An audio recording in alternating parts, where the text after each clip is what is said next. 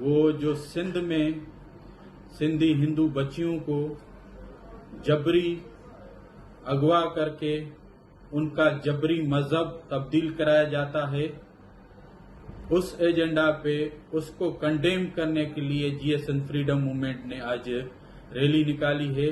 CPEC corridor China का मंसूबा जो है उसको हम रद्द करते हैं।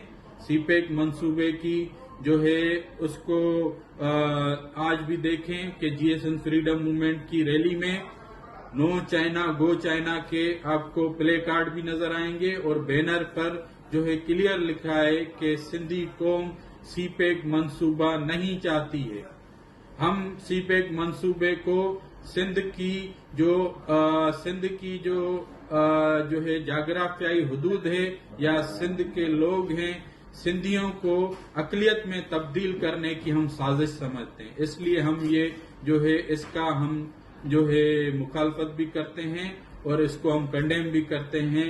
जब तक एक भी सिंधी सिंध में है तो ये सीपेक मंसूबा नहीं बनने देगा।